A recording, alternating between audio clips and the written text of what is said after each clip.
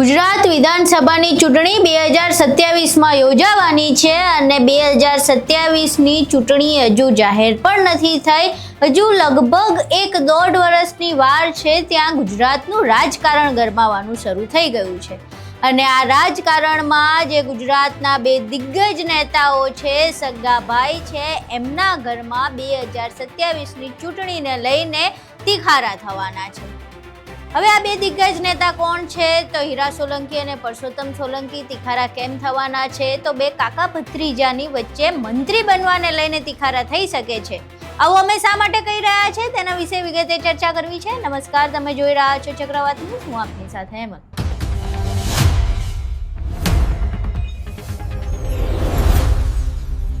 પરસોત્તમ સોલંકીના દીકરા દિવ્યેશ સોલંકીના જન્મદિવસને લઈને કોળી સમાજના આગેવાન એવા પ્રવીણ કોળી દ્વારા એક વિડીયો બનાવવામાં આવ્યો છે, જેમાં પ્રવીણ કોળી દ્વારા એક મોટી જાહેરાત કરવામાં આવી છે અને એમાં તેઓ એવું કહી રહ્યા છે કે પરસોત્તમ સોલંકી જે બેઠક પરથી ચૂંટણી લડે છે ત્યાંથી હવે 2027માં દિવ્યેશ સોલંકી ચૂંટણી લડશે અને ન ફક્ત ચૂંટણી લડશે પરંતુ સમાજની એવી માંગ છે કે ધારાસભ્ય પ્લસ મંત્રી બને।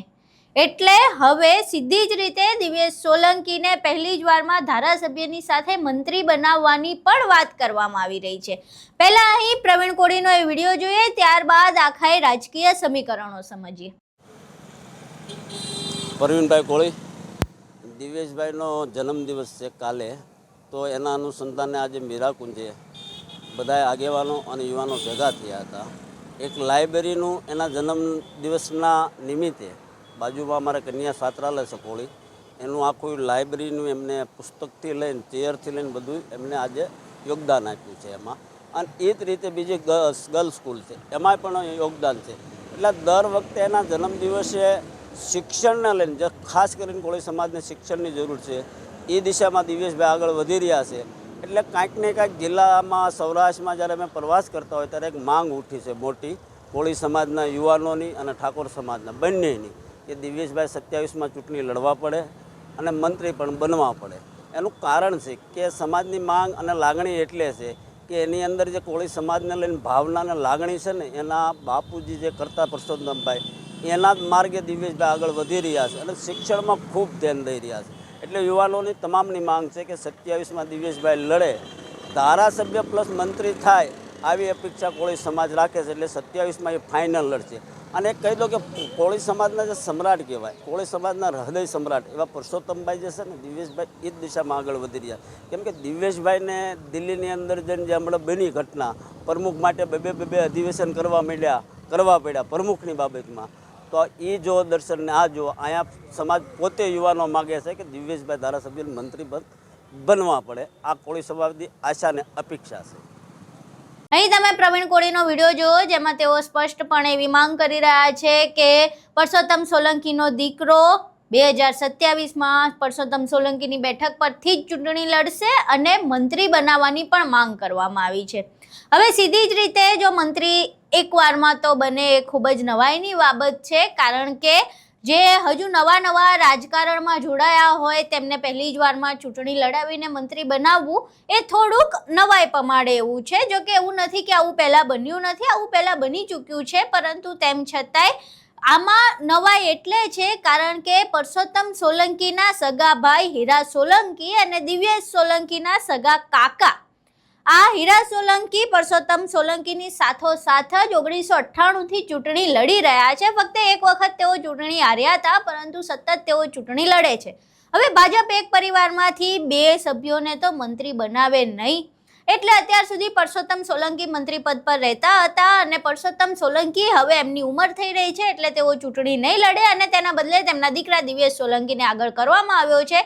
એટલે હવે ક્યાંક ને ક્યાંક હીરા સોલંકીને પણ એવી આશા હોય, કારણ કે અત્યાર સુધી તો તેઓ મોટા ભાઈ તરીકે એવું ઈચ્છતા હતા કે જ્યાં સુધી મારો મોટો ભાઈ છે ત્યાં સુધી એ જ મંત્રી પદ પર રહે, પરંતુ હવે જ્યારે મોટા ભાઈ ચૂંટણી ન લડતા હોય એટલે સ્વાભાવિક રીતે જો 1998થી તેઓ ચૂંટણી લડતા હોય અને અત્યાર સુધી જીતતા પણ આવ્યા હોય તો તેમની પણ મહત્વાકાંક્ષા એવી હોય મંત્રી બનવાની, અને એવું ક્યાંક ને ક્યાંક લાગી પણ રહ્યું હતું જે પ્રમાણે તેઓ રાજકીય રીતે સક્રિય બની રહ્યા હતા।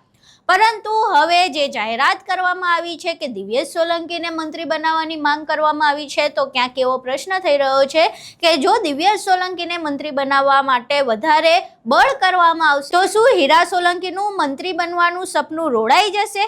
હવે આટલા સમયથી રાજકારણમાં છે, એમની મહત્વાકાંક્ષાઓ પણ હોઈ શકે, એટલે કદાચ આ એક મંત્રી પદના કારણે ક્યાંક એક જ પરિવારના સગા કાકા ભત્રીજામાં તિખારા થશે કે કેમ, એ એક ચર્ચાનો વિષય ચાલી રહ્યો છે. રાજકીય જે સમીકરણો છે, જે રાજકીય વિશ્લેષકો છે, તેઓ આ મુદ્દે ચર્ચા કરી રહ્યા છે અને તેમનું એવું માનવું છે કે એક મંત્રી પદને કારણે થઈને કોળી સમાજના બે દિગ્ગજ નેતાઓના ઘરમાં અને સગા કાકા ભત્રીજા વચ્ચે તિખારા થઈ શકે છે. આ સિવાય ભાજપ પરિવારવાદની સામે અવારનવાર લડતું હોય છે, અવારનવાર કોંગ્રેસ ઉપર આરોપ લગાવતું હોય છે કે કોંગ્રેસ પરિવારવાદ કરે છે, અમે પરિવારવાદ નથી કરતા. તો હવે જે પ્રમાણે દિવ્યેશ સોલંકીની નામની જાહેરાત કરવામાં આવી છે ને, જો એ પ્રમાણે ભાજપ ટિકિટ આપે તો સીધો જ પ્રશ્ન ભાજપ ઉપર પણ પરિવારવાદનો થઈ શકે છે, કારણ કે કોળી સમાજના અનેક એવા નેતાઓ છે, અનેક એવા યુવાનો છે જેઓ છેલ્લા ઘણા સમયથી આપણને ચર્ચામાં અને રાજકીય રીતે જોવા મળે છે, પરંતુ એ બધાને બાજુએ મૂકીને જો પરસોત્તમ સોલંકીના દીકરા દિવ્યેશ સોલંકીને ટિકિટ આપવામાં આવે છે તો ક્યાંક ને ક્યાંક પરિવારવાદનો આરોપ પણ લાગી શકે છે. પરંતુ આ બધાની વચ્ચે જે જાહેરાત કરવામાં આવી છે, જાહેરાતને લઈને કોળી સમાજનું શું માનવું છે એ એક અલગ બાબત છે. શું ખરેખર કોળી સમાજ એવું ઈચ્છે છે કે પરસોત્તમ સોલંકીના દીકરા દિવ્યેશ સોલંકીને જ ટિકિટ મળે? એ એક અલગ ચર્ચાનો વિષય છે, પરંતુ હાલ જે સમાચાર સામે આવ્યા છે તેને લઈને જે રાજકીય વિશ્લેષકો છે એમનું સ્પષ્ટપણે એવું માનવું છે કે આના કારણે 2027માં એક જ જે સગા ભાઈ છે, જે સગા કાકા ભત્રીજા છે, તેમની વચ્ચે મંત્રી પદને લઈને તિખારા થઈ શકે છે.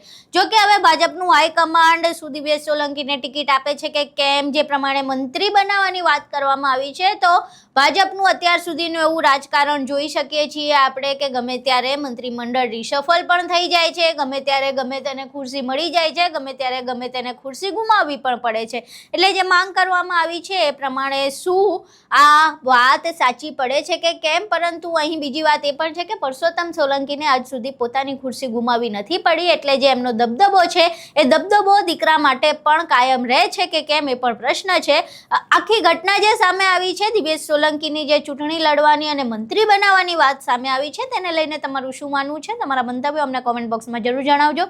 વિડીયો પસંદ આવ્યો હોય તો વિડીયોને લાઇક કરજો, શેર કરજો અને અમારી ચેનલને સબસ્ક્રાઇબ કરવાનું ભૂલશો નહીં. નમસ્કાર.